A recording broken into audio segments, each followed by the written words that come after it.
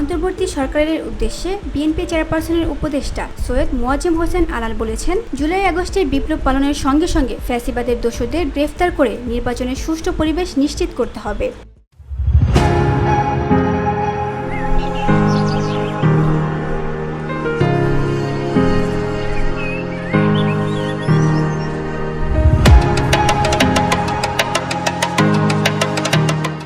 তিনি বলেন, একটা নির্দিষ্ট সময়ের মধ্যে প্রশাসনের বিভিন্ন স্তর থেকে ফ্যাসিবাদের দোষর জঞ্জালদের যদি পরিষ্কার না করেন, তবে ইউনিয়ন পরিষদ থেকে শুরু করে সিটি কর্পোরেশনের ওয়ার্ড পর্যন্ত সব জায়গায় ঘাপটি মেরে লুকিয়ে থাকা ফ্যাসিবাদের দোষরদের তালিকা জনসম্মুখে প্রকাশ করে দেব, দেয়ালে দেয়ালে টাঙিয়ে দেব সারা বাংলাদেশে।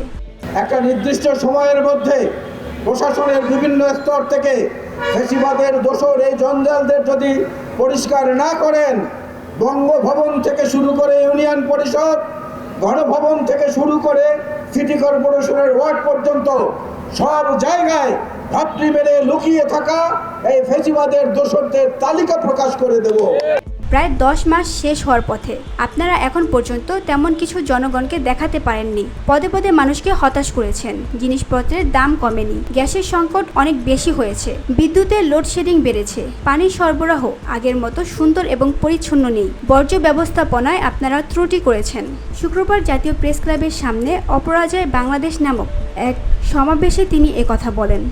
যারা গুম খুনের সঙ্গে জড়িত এখনো প্রশাসনের বিভিন্ন স্তরে তারা আছেন এবং তারা গুমের শিকার পরিবারকে হুমকি দিচ্ছেন, ভয় দেখাচ্ছেন।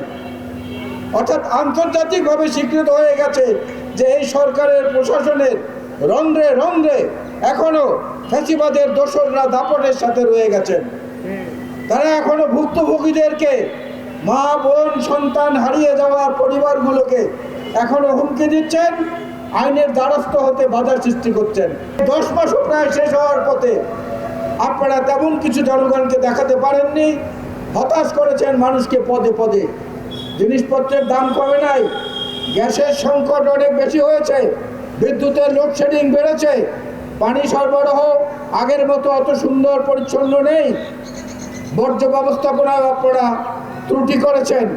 বিএনপির এই নেতা বলেন, আমরা পরিষ্কারভাবে বলতে চাই, নির্বাচন হচ্ছে একটি গণতান্ত্রিক প্রক্রিয়া। একটা নতুন প্রজন্ম 2014, 18 এবং 24 সালে নিজেদের অধিকার প্রদর্শন করতে পারেনি। তারা মুখিয়ে আছে একটি নিরপেক্ষ নির্বাচনের ভোট দেওয়ার জন্য। তাদের অধিকার প্রতিষ্ঠা করার জন্য মূলত আমরা নির্বাচনের কথা বলি।